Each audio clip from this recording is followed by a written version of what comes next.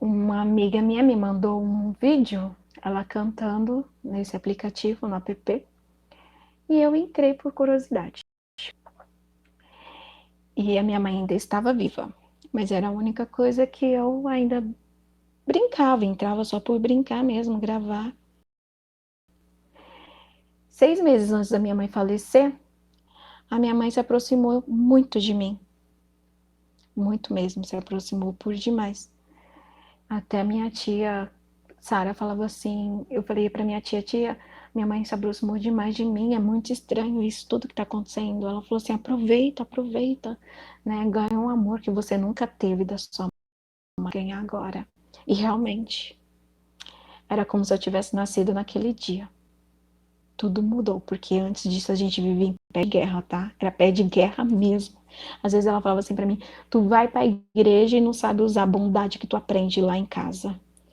Mas eu dizia, como que eu vou usar uma bondade em casa se eu não recebo? Eu saio para mim dar, não é para mim receber? E eu já bati, já questionava com ela e eu não tinha uma convivência de mãe e filha, né? Mas daí mas eu dormia com ela, mesmo ela sem querer, o instinto maternal, né? Também eu como filha, sabendo que eu lutava por isso e apanhava muito por conta disso, por querer me aproximar dela. Só que teve um tempo que eu cansei. Chegou minha adolescência, chegou a fase adulta e eu falei, eu não quero mais, não vou mais ficar insistindo. E me afastei e me aproximei com 6 meses antes dela falecer. Minha mãe veio a falecer e eu voltei a questionar novamente com Deus disso. Por que que quando eu me aproximei da minha mãe, Deus tirou ela de mim? Entrei em desespero novamente. A depressão me pegou, a síndrome do pânico me pegou mais de jeito ainda. E nesse percurso todo, eu não voltei para a igreja, eu não procurei a igreja e não procurei ninguém. Mas todas as noites eu confesso que eu brigava com Deus, mas os meus joelhos estavam dobrados diante da minha cama e diante de Deus. Porque era a única pessoa que eu tinha para me conversar. E nessa situação toda, eu não estava percebendo o quanto eu estava me aproximando dele. Para mim, eu ia à igreja, né? Já era uma aproximação muito grande, mas eu estava indo só para a igreja. Eu não tinha tido ainda esse encontro, assim, de amigo fiel, de estar ali, olha, tá acontecendo isso comigo, sabe? Eu não tinha tempo, até porque o meu trabalho na igreja, eu não tenho tempo para mim, eu só tenho tempo para os outros, né? A minha correria é grande, eu trabalho com criança, jovens, e agora estou numa missão com adulto, né? E então é bem corrido para mim. Então eu lembrava sempre dos outros e esquecia de mim, como era que estava a minha amizade com Deus. Porque você não consegue ser amigo de alguém à distância. Você tem que se aproximar. Então esse deserto me fez me aproximar de Deus. A doença me fez me aproximar de Deus. E a depressão é uma doença da alma. Ela não é curada com remédios. Eles podem até ajudar por algum instante, por alguns momentos. Minha mãe veio a falecer. Não fui ver minha mãe no hospital, também não fui pro velório, não enterrei minha mãe. Os meus amigos vieram me ver e ficavam questionando, você não vai enterrar sua mãe? Eu falei, não, não vou enterrar minha mãe. Todas as vezes que eu chegava no hospital para vê-la, eu falava com Deus, eu falava assim, Deus, se for para mim ver minha mãe e eu ficar pior do que eu estou, doente, quem que vai cuidar de mim? Eu não vou ter ninguém. Né? Meu pai também não ia cuidar de mim, ele já estava mal, eu preciso cuidar do meu pai precisa de mim. Se for para mim ver ela e sair daqui mal, eu prefiro não vê-la. E assim Deus fez. Quando eu chegava na porta do UTI, eu começava a passar mal e vomitava demais, porque minha pressão subia. Eu não consegui ver minha mãe, então não tenho imagem da minha mãe morta, não tenho imagem da minha mãe em UTI de forma alguma. Não é porque eu não tinha a ligação que eu não amava. Eu amava por demais. É minha mãe, né? Só do fato de ser minha mãe eu já amava, mesmo sem ter o carinho, né? E aquilo me deixou muito mal. Só que eu me apeguei a Deus. Eu falei, Senhor, não vai ser preciso o Senhor me colocar novamente no deserto para me aproximar de ti. Não vai ser preciso você me colocar para me aprender que o Senhor está comigo. Eu confio e eu vou. Foi a melhor coisa que Deus pôde fazer na vida da minha mãe, porque ela não podia ficar sofrendo, né? Enfim, eu consegui superar de uma forma diferente a morte da minha mãe, da morte da minha madrinha. E isso incomodou muita gente. Me viram muito forte, né? E o ser humano, ele é muito crítico, né?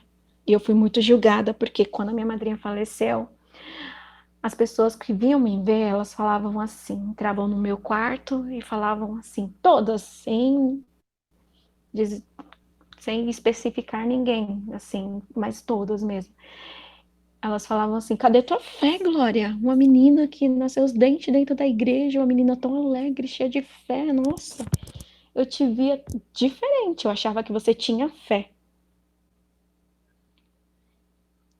E eu, no meu silêncio, ficava quietinha no meu silêncio, só observando o que as pessoas falavam para mim. E quando a minha mãe faleceu, me viram forte, né, entre aspas, porque quando eu entrava dentro do meu quarto, eu me desabava. Mas eu tinha que ser forte porque meu pai dependia muito de mim, depende de mim em relação a isso, de ter alguém, né, do lado. E veio uma aluna minha e falou assim para mim: eu te acho muito forte, te acho muito diferente da morte da sua Dinda, da sua mãe. Você não amava sua mãe? Eu até falei pro Júlio, porque ela é casada com meu sobrinho. Falei, sua tia não amava sua avó. Você viu? Ela não sentiu nada. Eu falei assim, Bárbara, nunca tá bom pro ser humano. Perdi minha madrinha, entrei em depressão, todo mundo duvidava de minha fé. Todo mundo me apontava, todo mundo me julgava. Perdi minha mãe, achei essa força em Deus, me segurei em Deus. E agora as pessoas me julgam novamente, porque eu não posso ser forte diante da morte. Mas se eu fosse fraca, eles iam me pedir que eu fosse forte e ia duvidar da minha fé novamente. Então, nunca tá bom. E eu sou ser humano, eu sou uma pessoa falha. Eu tenho meus defeitos, eu tenho os meus limites, eu tenho minhas fraquezas. E foi essa a resposta que eu dei para ela. E aquilo começou a me incomodar, porque não só ela, mas outras pessoas chegavam até a mim e falavam. E aquilo foi me adoecendo, porque eles viam eu forte e achavam que tudo que estava acontecendo na minha casa eu estava bem, quando na verdade eu não estava bem, né? E eu estava sentindo uma dor tão grande, porque eu dizia assim, Senhor, eu só tenho a Ti, mas sozinho eu não consigo, o Senhor tem que colocar alguém comigo, o Senhor tem que colocar alguém do meu lado, eu preciso de alguém. E essa dor foi crescendo, eu muito sozinha dentro dessa casa, com meu pai, e eu chegava perto do meu pai forte, secava minhas lágrimas, fazia o que eu tinha que fazer, subia e me derramava em lágrimas. E o Starmake foi uma coisa que era o único mundo que me fazia sair assim do meu quarto, um pouco. Era estar aqui no Starmake. E eu comecei a gravar, né? Só que um belo dia eu amanheci muito cansada. Eu não aguentava mais essa dor.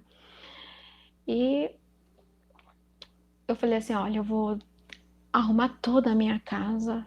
A moça que veio me ajudar, vinha, né? Não vem mais, me ajudava aqui em casa. Ela disse, mas por que você me chamou hoje? Não é hoje, não é o meu dia. Eu falei, não, não importa, no outro dia você não precisa vir, vem nesse dia. Que era o dia, exatamente o dia que eu tinha marcado para mim tirar minha vida. Eu falei, olha, eu vou deixar tudo arrumadinho pro meu pai, né? Para ele não ter trabalho com nada. Pensei nele, vou deixar tudo prontinho em casa.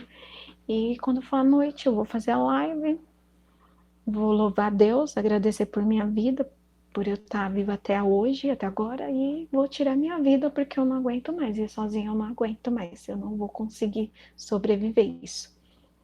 E assim eu fiz.